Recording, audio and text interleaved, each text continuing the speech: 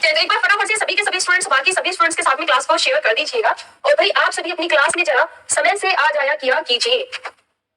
ताला नहीं मिला तो आप सभी के सभी भाई क्लास में जरा यहाँ पर थोड़ा सा समय से आ जाया किया कीजिए, ठीक है। जैसे कि डेली अपनी क्लास यहाँ पर शुरू हो जाती है किस समय पर? अपनी क्लास डेली शुरू हो जाती है 10 बजे पर और 10 बजे ही आप लोगों को अपनी क्लास में आ जाना है डेली डेली के डेली, ठीक है। चलिए सो क्लास को शुरू करते हैं। शेयर कर दिया सभी ने? शिवम, विशु, मंगल, प्रिंस, भवेश, पवन, अरविंद, ओके। चलिए वैसे क्वेश्चंस की जो संख्या है वह मैंने पहले के कंपेयर में बढ़ा ली है कि थोड़ा सा अपने पास टाइम रह जाता है तो क्यों ना हम लोग क्वेश्चंस जो की है वह पहले के कंपेयर में थोड़ा सा ज्यादा डिस्कस कर लेते हैं, ठीक है। आदित्य ओके, चलिए प्रेजेंट है। अब फर्स्ट क्वेश्चन से शुरू करते हैं, आंसर करना आप लोग शुरू कीजिएगा। क्या भाई अपना आंसर यहाँ पे हमारा रहेगा? डैश एक पक्षी है जो शांति का प्रतीक है, बताइए इनमें से वह कौन सा पक्षी है जो कि शांति का प्रतीक है, ये आपको बताना है। फटाफट से आंसर कीजिएगा, क्या हो जाएगा यहाँ पे बताएंगे? क्या अपना आंसर भाई यहाँ पे हमारा रहेगा? बताएंगे बताएंगे क्या भी अपना आंसर यहाँ पे हमारा रहेगा? फटाफट से। कबूतर है, अच्छा मुझे तो लगता है कबूतर है कि डव है? यह है डव, ठीक है। डव जो होता है यह शांति का प्रतीक होता है, व्हाइट कलर भी शांति का प्रतीक माना जाता है, ठीक है। और साथ ही जैतून, जैतून जो कि है जैतून जैतून जो कि पेड़ होता है ना, तो भाई जैतून की जो शाखाएं होती हैं इसकी जो शाखा का प्रयोग किया जाता है यह भी शांति के प्रतीक के रूप में इसका प्रयोग किया जाता है। तभी यूएनओ के सिंबल में, यूएनओ का जो कि फ्लैग है इसमें जैतून की पत्तियां शाखाएं जो कि है सिंबल के तौर पर दर्शाई गई है, तितर नहीं होता है, ठीक है। और इसका अगर हम वैज्ञानिक नाम करें तो डव का वैज्ञानिक नाम क्या होता है बताएंगे आप लोग? डव का वैज्ञानिक नाम क्या होता है? डव का वैज्ञानिक नाम क्या होता है बताओगे? डव के वैज्ञानिक नाम के बारे में जल्दी से बताइए। बाकी ये देख लीजिएगा, ये डव होता है, डव। यह जो वर्ड है क्या है? यह है डव है, ठीक है। डव साबुन कहते हैं, हाँ उस पे वही डव डव जो साबुन आता है ना सॉफ्टनेस का प्रतीक, तो उस पर जो वो पक्षी छपा हुआ होता है वो डव ही पक्षी छपा हुआ होता है, शांति का प्रतीक और व्हाइट कलर में होता है। कितने अच्छे से कलर का यूज किया गया है, देख रहे हैं किसी चीज को बनाने में कितना सोचना समझना पड़ता है तब उस चीज को बनाया जाता है। इसका वैज्ञानिक नाम क्या है? कोलंबिडा। क्या नाम है? कोलंबिडा। कोलंबिडा इसका वैज्ञानिक नाम है, याद रखिएगा। नेक्स्ट में अगले क्वेश्चन पर आ जाते हैं। भारत में देश भारत में एक प्रमुख लौह अयस्क पट्टी है, बताइए। सफेद कबूतर। सफेद कबूतर तो मुझे लगता है कि संदेशा भेजने का प्रतीक होता है, हाँ। चलिए अगले क्वेश्चन का आंसर करके आप लोग बताएंगे भाई क्या यहाँ पे हमारा आंसर रहेगा? बताएंगे क्या आंसर रहेगा फटाफट से। देखो यदि मैं भारत में बात करूं तो हमारे भारत में लौह अयस्क की 3 मुख्य पट्टियां हैं, 3 मुख्य पट्टियां हैं जिसमें से एक के बारे में आपसे पूछा गया है, बाकी 2 के बारे में यहाँ पर लिख देती हूँ। इसकी अगर बात करते हैं तो बेल्लारी, बेल्लारी चित्रदुर्ग, बेल्लारी चित्रदुर्ग से यहाँ पे चिकमगलूर, चिकमगलूर चिकमगलूर वाली जो की पट्टी है यह भी लौह अयस्क के लिए यहाँ पर जानी जाती है। दूसरी यहाँ पर पट्टी है जो कि दुर्ग और बस्तर, दुर्ग और बस्तर और चंद्रपुर से होकर के गुजर रही है, ये दूसरी मुख्य पट्टी है। और तीसरी की बात करते हैं तो यह है उड़ीसा और झारखंड वाली, ठीक है। क्या हो जाएगा? उड़ीसा और झारखंड वाली है, ठीक है, याद रखिएगा। बाकी भाई अगर मैं दुनिया में लौह अयस्क के सबसे बड़े भंडार की बात करूं, सबसे बड़ा भंडार, सबसे बड़ा भंडार लौह अयस्क का दुनिया में ही नहीं बल्कि भारत में भी सबसे बड़ा जो कि भंडार है वह है कुंद्रेमुख, कुंद्रेमुख, कुंद्रेमुख जो कि कहां पर है? कर्नाटक राज्य में है। यह लौह अयस्क का सबसे बड़ा भंडार है, वर्ल्ड में भी माना जाता है और भारत में भी। तो क्या हो जाएगा यहाँ पे? अपना आंसर क्या याद रखिएगा, डी ऑप्शन यहाँ पे हमारा सही आंसर था, ठीक है। अगले क्वेश्चन पर आते हैं फटाफट से कि वीडियो सहायक रेफरी प्रणाली का उपयोग डैश के खेल में किया जाता है, किस तरह के खेल में किया जाता है इसका उपयोग ये आपको बताना है। क्वेश्चन में आंसर कीजिएगा, मिशन एलपी वाला, ओके। चलिए बताएंगे जल्दी से क्या होता है?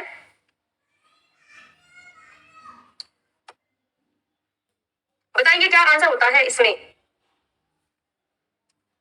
बताएंगे क्या भाई, क्या होगा? चलिए देखते हैं जरा यहाँ पर क्या हो जाएगा। देखो जो वीडियो असिस्टेंट रेफर होता है यानी कि VAR होता है, यह एसोसिएशन फुटबॉल में, यह एसोसिएशन फुटबॉल में एक अधिकारी होता है, ठीक है, जिसका हस्तक्षेप तो कम होता है लेकिन इसका लाभ ज्यादा होता है। यह क्या कार्य करता है कि जो रेफरी द्वारा जो निर्णय लिया जाता है, ये जो रेफरी होता है, जो रेफरी अपना डिसीजन लेते हैं, अपना निर्णय लेते हैं, यह उनके निर्णय की समीक्षा करता है। क्या करता है? यह इनके निर्णय की समीक्षा करता है और इसलिए क्या हो जाएगा कि भाई यह आपका फुटबॉल में यूज किया जाता है। सबसे पहली बार इसके बारे में 2021 में international international international association association football संघ, फुटबॉल यूनियन में इसका यूज यहाँ पर किया गया था, ठीक है, याद रखिएगा। अगले नेक्स्ट है कि ड्यूस एक शब्द है जो डैश से संबंधित है, बताएंगे यह किससे रिलेटेड है, ये आपको बताना है। ड्यूस शब्द की बात कर लेते हैं तो भाई यह किससे रिलेटेड है, ये आपको बताना है। फटाफट से आंसर कीजिएगा, क्या हो जाएगा? ड्यूस बताएंगे क्या हो जाएगा, बताएंगे। चलिए देख लेते हैं यहाँ पे ड्यूस की बात करते हैं, यह बेसबॉल से है या क्रिकेट से है, हॉकी से है या लॉन टेनिस से है, तो किससे है? यह है लॉन टेनिस से रिलेटेड है, ठीक है। इसके साथ ही लॉन टेनिस की बात करते हैं तो डीप हुआ, ठीक है, डीप हुआ यहाँ पे एडवांटेज, एडवांटेज जो कि शब्द है यह भी लॉन टेनिस में यूज किया जाता है, ठीक है। याद रखिएगा क्या हो जाएगा भाई, इन शब्दों का जो कि यूज है वह आपके लॉन टेनिस में यहाँ पर किया जाता है, ठीक है। बाकी हम लोग बेसबॉल की बात करें तो इसमें डायमंड हुआ यहाँ पर, ठीक है। इसके अंदर जो कि यूज किया जाता है डायमंड का यूज किया जाता है। बेस शब्द का जो कि यूज है यह आपके बॉल में किया जाता है। बर्ड शब्द का यूज किया जाता है और फ्लाई बॉल का भी इसमें यूज किया जाता है आपके बेसबॉल में, ठीक है। हॉकी की बात कर लेते हैं, एप्पल है, बेंडर है, एप्पल है, बेंडर है, इन सभी का जो यूज है वह आपके हॉकी में किया जाता है। और क्रिकेट की बात कर लेते हैं, क्रिकेट में कुछ शब्दों के नाम बताइए। बाउंस हुआ, बाउंसर, बाउंसर हुआ, डेड बॉल हुआ, ठीक है। इन सभी का यूज किसमें किया जाता है? और गुगली शब्द हुआ, गुगली शब्द हुआ, इन सभी का जो यूज है किसमें किया जाता है? क्रिकेट में किया जाता है, ठीक है। चलिए नेक्स्ट अगले क्वेश्चन पर आ जाते हैं कि पुंग लबसोल का त्योहार मुख्य रूप से डैश में मनाया जाता है। एक्चुअली सनी अभी जीडी का पेपर हुआ है ना, तो बच्चे रेस्ट कर रहे हैं। अभी हाल ही में उन्होंने जीडी का पेपर दिया है, तो बच्चे सोच रहे हैं कि क्यों ना कुछ दिन का रेस्ट किया जाए। अभी हमने हाल ही में इतना बड़ा पेपर दिया है, तो मतलब मुश्किल भरा पेपर जिसमें कि आपका पूरा का पूरा जीके, जीएस, हिंदी, इंग्लिश मतलब सभी आएगा मैक्सिमम, तो इसलिए बच्चे ना अब आराम कर रहे हैं। अभी बताएंगे जल्दी से क्या आंसर हो जाएगा यहाँ पे, बताएंगे। चलिए तिब्बत का जो कि लूनर कैलेंडर है, ठीक है, तिब्बत का जो कि लूनर कैलेंडर है, लूनर कैलेंडर है, तो कैलेंडर के सातवें मंथ के 15वें दिन इसका आयोजन किया जाता है पुंग लबसोल का। यह एक फेस्टिवल है जिसका जो आयोजन है यह 13वीं शताब्दी के द्वारा शुरू हुआ है और इसका आयोजन जो कि यहाँ पर चंगोर, क्या हो जाएगा? चंगोर नामग्याल शासक रहे हैं, तो इनके शासनकाल में 13वीं शताब्दी के दौरान इसकी शुरुआत हुई थी। और यह कहां पर होता है? तो यह सिक्किम राज्य में किया जाता है। बिल्कुल सही है, क्या हो जाएगा? सिक्किम राज्य में। सिक्किम राज्य में जो कि कंचनजंगा पर्वत है, जो कि भारत की सबसे ऊंची चोटी, 8,586 मीटर इसकी ऊंचाई है, तो इसके सम्मान और इसको श्रद्धांजलि अर्पित करने के लिए इस उत्सव का आयोजन किया जाता है। साथ ही याद रखिएगा कि भारत का जो कि कंचनजंगा नेशनल पार्क है वह कंचनजंगा वाले क्षेत्र की ओर ही आता है, ठीक है। चलिए नेक्स्ट वाले क्वेश्चन पर आ जाते हैं, फटाफट से आंसर कीजिएगा कि किस मंदिर को पल्लव कला का अंतिम चरण माना जाता है, बताइए। किस कला को पल्लव का अंतिम चरण माना जाता है, यह आपको बताना है। फटाफट से भी आंसर करके बताएंगे क्या हो जाएगा। पल्लव कला का अंतिम चरण किसको माना जाता है, बताएंगे। क्या अपना आंसर यहाँ पे हमारा रहेगा, बताएंगे क्या हो जाएगा, बताएंगे भाई क्या अपना आंसर रहेगा। देखो इसकी अगर हम बात करते हैं तो यह तमिलनाडु के उथिरामेरूर में यह स्थित है, ठीक है, जो कि भाई यह द्रविड़ शैली में यह बना हुआ है और यह भगवान विष्णु जी को समर्पित है, ठीक है। यह भगवान विष्णु जी को समर्पित यह मंदिर है। इसकी अगर हम बात करते हैं तो इसमें भगवान विष्णु जी को वैकुंठ पेरुमल के रूप में दर्शाया गया है और इनकी जो पत्नी है लक्ष्मी जी को आनंदी, ठीक है, आनंद वल्ली के रूप में पूजा जाता है, और साथ ही इसका जो निर्माण है वह पल्लवों के शासनकाल के दौरान हुआ था। और इस मंदिर में जो सुधार है, होता है कि टूट फूट हो गई है फिर उसको रिपेयर करा रहे हैं, तो वह चोला के शासनकाल के दौरान हुआ है। अक्सर इस मंदिर की बात करते हैं तो इसे पल्लव कला का अंतिम चरण माना जाता है, ठीक है। याद रखिएगा ए ऑप्शन जो की है यह हमारा क्या हो जाएगा, अपना सही आंसर यहाँ पे अपना रहेगा। भाई सभी के सभी स्टूडेंट्स लाइक कर दीजिएगा साथ ही साथ में, ठीक है। चलिए अगले क्वेश्चन पर आ जाते हैं फटाफट से जल्दी से हम लोग की मट्टनचेरी महल कहाँ स्थित है, कैसे कैसे नाम। अब तो भाई आसान चीजें याद करने के बाद देखो कुछ टफ चीजें भी स्टार्ट करनी चाहिए याद करने के लिए, ठीक है। हमेशा ही बाकी चीजों को रिपीट करते रहोगे तो आगे की चीजें कहां से सीखोगे। चलिए जल्दी से आगे क्वेश्चन का आंसर करके बताएंगे क्या हो जाएगा, बताएंगे क्या अपना आंसर यहाँ पे रहेगा। मट्टनचेरी महल की बात करते हैं तो भाई यह कहां पर अपना स्थित है यह आपको बताना है। फटाफट से आंसर कीजिएगा क्या हो जाएगा। मट्टनचेरी महल बिल्कुल सही। मट्टनचेरी महल की बात करते हैं कहां पर है भाई, यह है केरल राज्य में। इस महल की बात करते हैं तो इसमें रामायण और महाकाव्य का चित्रण इसमें दर्शाया गया है। इसके साथ ही हम बात कर लेते हैं केरल राज्य के बारे में, तो भाई केरल राज्य में जो कि विधानसभा की सीटें हैं वह 141 है। यहाँ पे राज्यसभा की बात करेंगे 9 सीटें हैं, लोकसभा की बात करेंगे यहाँ पर 20 सीटें हैं। आरिफ मोहम्मद यहाँ पर गवर्नर है और यदि मुख्यमंत्री की बात करेंगे तो पी पी विजयन, यहाँ पर मुख्यमंत्री। अच्छा, पी विजयन किस पार्टी से बिलोंग करते हैं? पी विजयन जो की है यह किस पार्टी से बिलोंग करते हैं ये बताइए। दीनदयाल, ओके, मिशन, आशा, चलिए कीर्ति में वैसे आज रेगुलर में से काफी स्टूडेंट्स कम है, परफेक्ट, ओके, 148, 141 और 9 तो 11। चलिए जल्दी से आंसर करिए कि यह किस पार्टी से बिलोंग करते हैं? पी विजयन यानी कि पिनारी विजयन, बताएंगे। पिनाराई विजयन इनका पूरा नाम है, किस पार्टी से यह बिलोंग करते हैं? तो सीपीआई। ठीक है, चलिए अगले क्वेश्चन पर आ जाते हैं कि रुक्मणी देवी अरुणडेल किसकी एक प्रसिद्ध शास्त्रीय नृत्यांगना है? बताएंगे। रुक्मणी देवी अरुणडेल किसकी एक प्रसिद्ध शास्त्रीय नृत्यांगना है? ये आपको बताना है। यह कथक से बिलोंग करती है, कुचिपुड़ी से बिलोंग करती है, मोहिनी अट्टम से, भरतनाट्यम से। सभी के सभी शास्त्रीय नृत्यों के नाम आपको दिए गए हैं। यह निम्न में से किस शास्त्रीय नृत्य से बिलोंग करती है? यह आपको यहाँ पर बताना है। फटाफट से आंसर कीजिएगा, क्या हो जाएगा? भरतनाट्यम, बिल्कुल सही। इनकी अगर हम बात करते हैं तो यह भरतनाट्यम से यहाँ पर बिलोंग करती है। कल हमने देखा था कि भरतनाट्यम से संबंधित जो कि एक्सप्रेशन भरतनाट्यम नृत्य के दौरान दिए जाते हैं उन्हें तिलाना कहा जाता है। और भरतनाट्यम नृत्य कहाँ पर होता है?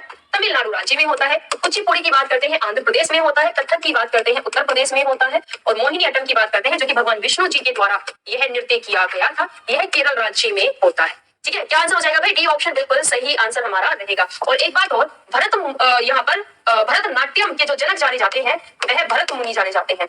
इनकी जो रचना रही है ना नाट्य शास्त्र, तो नाट्य शास्त्र से भरतनाट्यम नृत्य के बारे में ज्ञात हुआ है। चलिए अगले क्वेश्चन पर आ जाते हैं। और अगले क्वेश्चन से पहले भाई अपनी शानदार रूप से क्लासेस यूट्यूब पर चल रही हैं, आप सभी देख ही रहे हैं और अगला पढ़ भी रहे हैं। इसके साथ साथ ही एप्लीकेशन पर आप लोगों को एकदम कंप्लीट सिलेबस को कवर कराते हुए सभी चीजों को टॉपिक वाइज जो भी अपने सिलेबस वाइज है, साथ ही साथ सिलेबस कवर कराने के साथ साथ में आप लोगों को प्रैक्टिस के लिए डेली टॉपिक वाइज डीपीपी भी मिलते हैं और आपको प्रीवियस ईयर क्वेश्चन भी मिलते हैं। और आपको इसमें न्यूमेरिकल क्लासेस बिल्कुल फ्री ऑफ कॉस्ट दी गई है। साथ ही भाई करंट अफेयर की मैगजीन और इवन करंट अफेयर आप पढ़ रहे हैं तो प्रैक्टिस अगर करेंगे तो और ज्यादा अच्छे होंगे, तो इसमें आपको प्रैक्टिस के लिए भी दिए गए हैं। तो भाई आप लोग अपने वंदे भारत बैच को अभी भी 50% डिस्काउंट के साथ में ले सकते हैं, जो कि RRB 50 कोड का यूज करके 50% डिस्काउंट के साथ में आपको मिल जाएगा।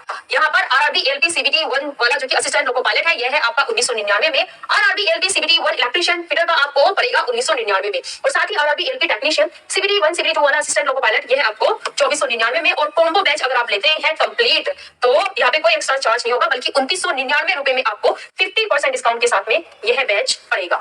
ठीक है, अब जल्दी से आंसर कीजिए। बिल्कुल आदित्य, पीडीएफ में डेली दे देती हूँ आप लोगों को। अब तो कितना आसान हो गया है आप लोगों को पीडीएफ मिलना। आपको सिर्फ टेलीग्राम चैनल ज्वाइन करना है जो कि सोनम मैम एग्जाम्पल नोट्स के नाम से है। और आपको सिर्फ आज की क्लास की ही पीडीएफ नहीं बल्कि बाकी मैराथन क्लास की पीडीएफ और भी पिछली क्लासेस की जो पीडीएफ है वह सभी की सभी आपको यहाँ पर मिल जाएंगी। ठीक है, सोनम मैम एग्जाम्पल नोट्स के नाम से जो कि अपना टेलीग्राम ग्रुप है। तो सभी के सभी ज्वाइन कर लेना भाई, क्योंकि जब एग्जाम टाइम आएगा ना तब बच्चे आएंगे कहेंगे पीडीएफ दो, पीडीएफ कहाँ है पीडीएफ? तो वो पीडीएफ आप वहां पर है भाई, टेलीग्राम चैनल ज्वाइन करो और जैसा आपको पढ़ना है डेली का पढ़ना है डेली पढ़िए, एक साथ पढ़ना होगा तो पढ़ लीजिएगा। तो वो कलेक्शन ग्रुप अपना हो गया है। चलिए अगले क्वेश्चन का आंसर करके बताएंगे क्या अपना आंसर यहाँ पे हमारा रहेगा। बताएंगे क्या भाई अपना आंसर यहाँ पे रहेगा? फटाफट से क्या हो जाएगा? चलिए बात कर लेते हैं यहाँ पर कि 30 जून 2022 को नारी को नमन योजना जो की है यह शुरू की गई है। नारी को जो कि नमन किया गया है वह किराया कम करके किया गया है। हिमाचल प्रदेश में नारी को नमन जो योजना चलाई गई है, इसमें महिलाओं के लिए, महिला जो कि यात्रा करती है तो उनके लिए जो कि एक नॉर्मल किराया है वह 10 रुपए कर दिया गया है। ठीक है, तो ये महिलाओं के और घूमने का और इन्होंने चीजें और बढ़ा दी है कि किराया कम हो गया तो महिलाएं और ज्यादा घूमेंगी। तो हिमाचल प्रदेश में जो अन्य यात्री हैं, अन्य ट्रेवल है, ऐसा नहीं कि पुरुषों के लिए कुछ नहीं किया गया है, तो जो अन्य ट्रेवल है महिलाएं की पुरुष हैं उनके लिए जो किराया 7 रुपए हुआ करता था उस किराए को घटा करके 5 रुपए कर दिया गया है। ठीक है, और यह कहाँ पर किया है? तो भाई यह हिमाचल प्रदेश में किया है। ठीक है, याद रखिएगा। यहाँ पे ये बताइए कि वर्तमान समय में सीएम और गवर्नर कौन है? चलिए आंसर कीजिएगा, यहाँ पर सीएम और गवर्नर कौन है ये आपको बताना है। फटाफट से आंसर कीजिएगा।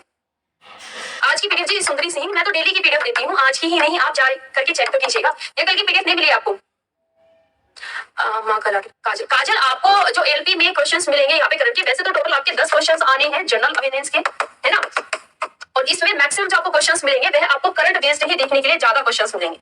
ठीक है, जो कि 5+ का रेशो लेकर के चलना क्वेश्चंस में, करंट बेस्ड स्टैटिक के जो फैक्ट आएंगे। चलिए सुखविंदर सिंह, सुकृति, बहुत बढ़िया, क्या हो जाएगा? सुखविंदर। ठीक है, हिमाचल प्रदेश के मुख्यमंत्री सुखी हो गए हैं मुख्यमंत्री बनने के बाद। आपने गवर्नर का तो नाम बताया नहीं, गवर्नर बताओ, गवर्नर कौन है यहाँ पर? फटाफट से फिर अगले क्वेश्चन पर आ जाते हैं। नेक्स्ट यहाँ पर क्या रहेगा हमारा? चलिए राजेंद्र आर्लेकर, आदित्य बहुत बढ़िया, राजेंद्र आर्लेकर गवर्नर है और सुखविंदर सिंह क्या है? यहाँ पर मुख्यमंत्री हैं। चलिए क्वेश्चन है कि 2022 में हरियाणा के किस शहर में देश का पहला हरित ऊर्जा संयंत्र स्थापित किया गया है? आंसर करेंगे क्या हो जाएगा? सुखविंदर सिंह, सुखू, बिल्कुल सही। राजेंद्र आर्लेकर, हाँ बिल्कुल सही है। चलिए भाई अगले क्वेश्चन का आंसर करके बताएंगे क्या अपना आंसर यहाँ पे रहेगा। देश का सबसे पहला हरित ऊर्जा जो कि संयंत्र है यह कहाँ पर ओपन किया गया है ये आपको बताना है। आंसर करेंगे क्या हो जाएगा?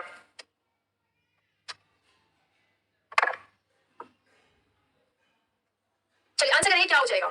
चलिए इसकी अगर हम बात करते हैं, जो कि सबसे पहला हरित ऊर्जा संयंत्र स्थापित किया गया है, यह बिजली के उत्पादन के लिए भी स्थापित किया गया है और इस संयंत्र ने 24 घंटे में बिना प्रदूषण के इसने 6,000 क्विंटल पराली से 6,000 क्विंटल, जो कि पराली जलाई जाती है ना, तो 6,000 क्विंटल पराली से इसने 48,000 यूनिट बिजली का उत्पादन किया है। तो जो पहले पराली जलाई जाती थी जिससे कि प्रदूषण और बढ़ता था, अब उस पराली का जो कि जलाने का जो प्रयोग है वह ऊर्जा उत्पादन में किया जा रहा है और यह भारत का सबसे पहला है, जो कि कहां पर, रेवाड़ी जिले में। याद रखिएगा क्या हो जाएगा, रेवाड़ी जिले में इसे स्थापित किया गया है। क्वेश्चन है कि निम्नलिखित में से कौन सी महिला सरस्वती सम्मान से सम्मानित पहली महिला थी, बताइए, जिन्हें की भाई सरस्वती सम्मान से यहाँ पर सम्मानित किया गया था। फटाफट से आंसर करके बताइए क्या हमारा आंसर हो जाएगा। आंसर करके बताइए क्या अपना आंसर भी रहेगा। देखो सरस्वती सम्मान की बात करते हैं तो साहित्य के क्षेत्र में यह पुरस्कार दिया जाता है, जिसकी शुरुआत 1991 में हुई है और यह पुरस्कार के बिरला फाउंडेशन के द्वारा दिया जाता है। ठीक है, याद रखना। सबसे पहला जो पुरस्कार है, पहला यह दिया गया था हरिवंश राय बच्चन को दिया गया था। हरिवंश राय बच्चन को सबसे पहला पुरस्कार दिया गया था। और सबसे पहली महिला की बात करते हैं तो नलपत बलमणि अम्मा को दिया गया है। इन्हें 1995 में दिया गया था, जो कि निवेदम इनकी रचना है। अपनी इस रचना के लिए इन्हें पुरस्कार दिया गया था। ठीक है, ये अरुणधति रॉय वाले कौन है भाई, कैसे करके मानोगे। अरुणधति रॉय इंग्लिश में लिखती है, इंग्लिश में दिया जाता है सरस्वती सम्मान। मेरी नजर गई कि यहाँ पे अरुणधति रॉय आप लोग आंसर कर रहे हो, कैसे, क्या शब्द कहूं मैं आप लोगों को। अरुणधति रॉय यहाँ पे ऑप्शन में दिया गया, अच्छा दिया गया है ऑप्शन, तभी कंफ्यूज हुए आप लोग। अरुणधति रॉय की बात करेंगे तो बच्चों अरुणधति रॉय को मैन बुकर पुरस्कार दिया गया था। ठीक है, मैन बुकर इंग्लिश में लिखती है ये, मैन बुकर। और सरस्वती सम्मान मुझे ये बताओ इंग्लिश में दिया जाता है। हाँ, सरस्वती सम्मान इंग्लिश में दिया जाता है, इंग्लिश में दिया जाता है क्या, बताना जरा, जल्दी से आंसर करो फटाफट से भी। आप लोगों ने बिल्कुल क्वेश्चन से मुझे भटका दिया, आंसर करो। ये इंग्लिश में दिया जाता है, इंग्लिश में दिया जाता है। ये 22 भाषाओं में दिया जाता है। और 22 भाषाएं कौन सी हैं, ये 22 भाषाएं वो हैं जो हमारे कॉन्स्टिट्यूशन की 8वीं अनुसूची में शामिल है। इसमें इंग्लिश भाषा शामिल है। हाँ, मुझे ये बताओ क्या इसमें इंग्लिश लैंग्वेज शामिल है।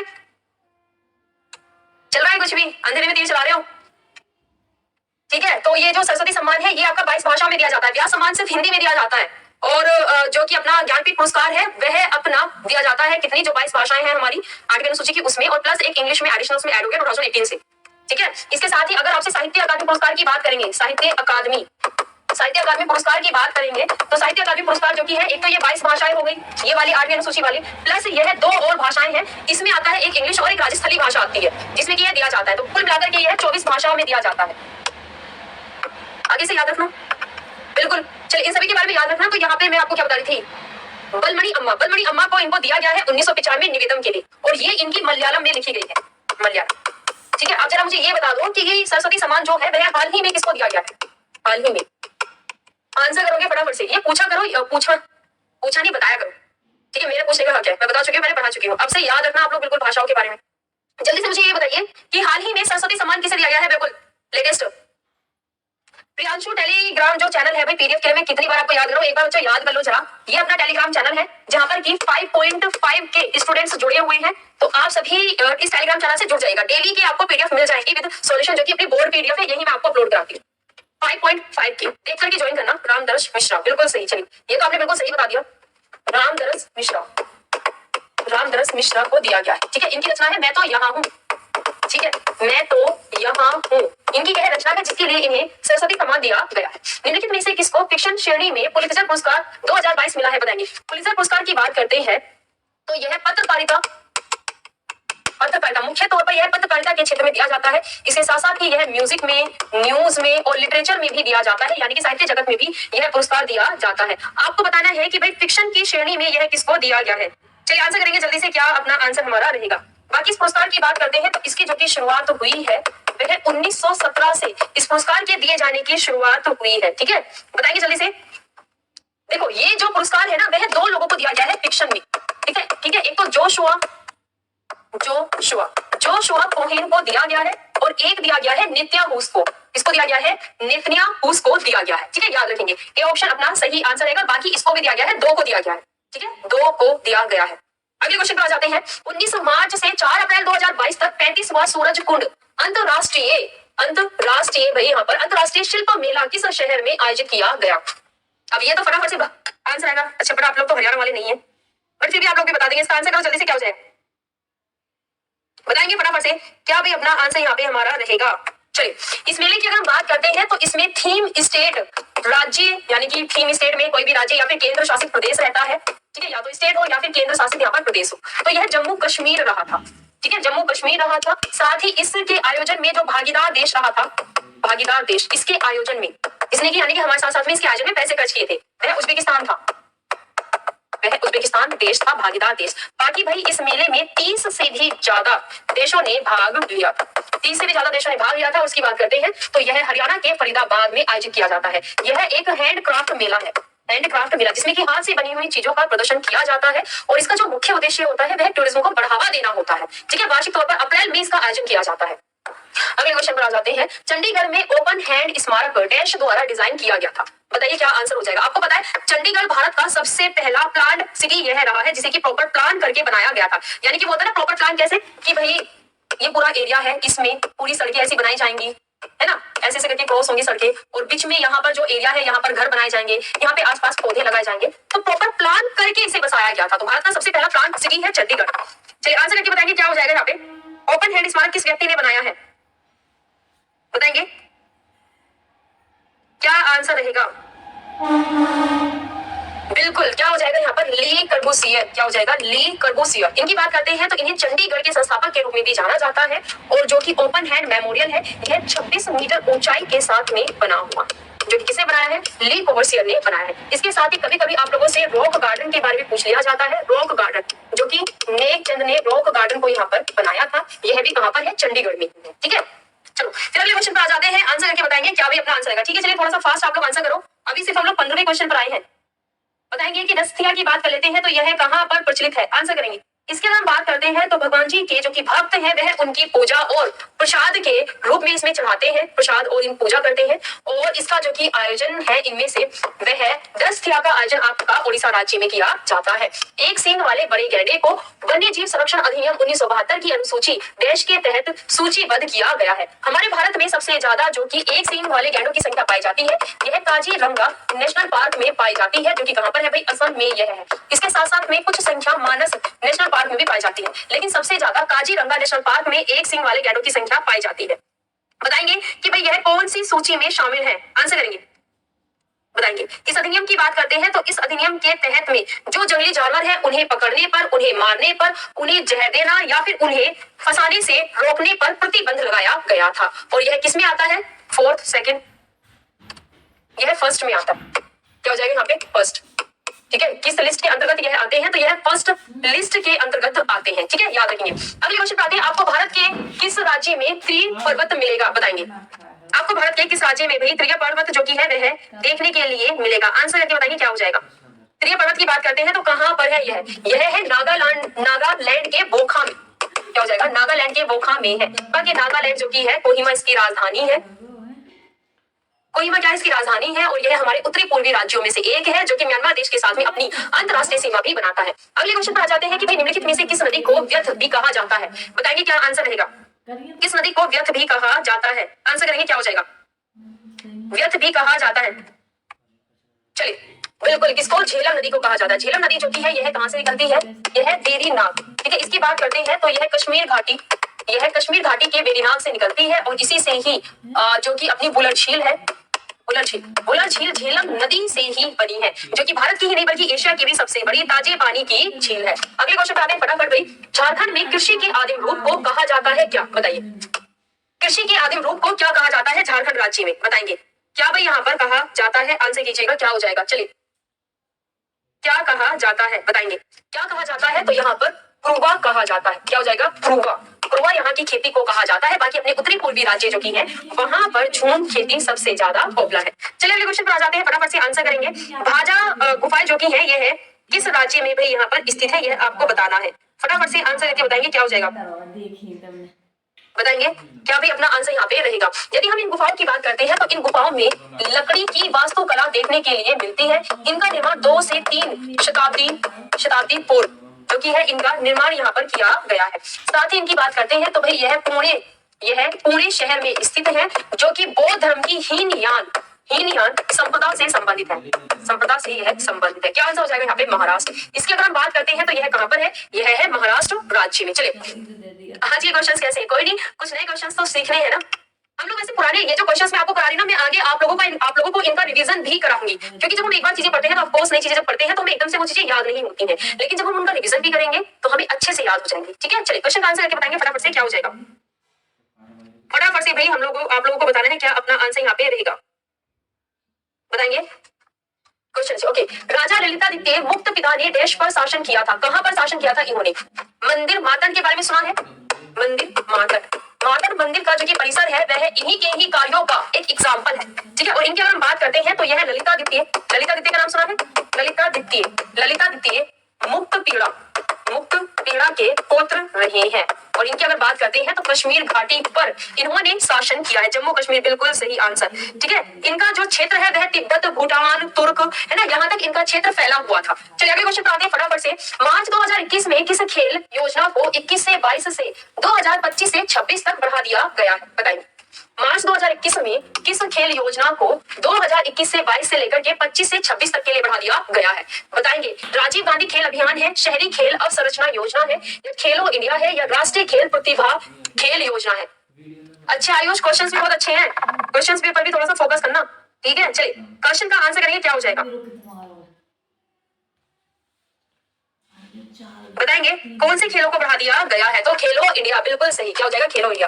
खेलो इंडिया जो गेम है यह यूथ में भी आयोजित कराए जाते हैं और यह यूनिवर्सिटीज के बीच में भी, यह यूनिवर्सिटीज के बीच में भी भाई आयोजित कराए जाते हैं खेलो इंडिया गेम। वो कहते हैं कि खेलो इंडिया यूथ गेम्स, खेलो इंडिया यूनिवर्सिटीज गेम, जो कि यूनिवर्सिटी वाले भी लास्ट टाइम कर्नाटक राज्य में हुई है। तो चलिए क्वेश्चन है कि फुटबॉल मैच में अंतराल की अवधि कितनी होती है? बताइए।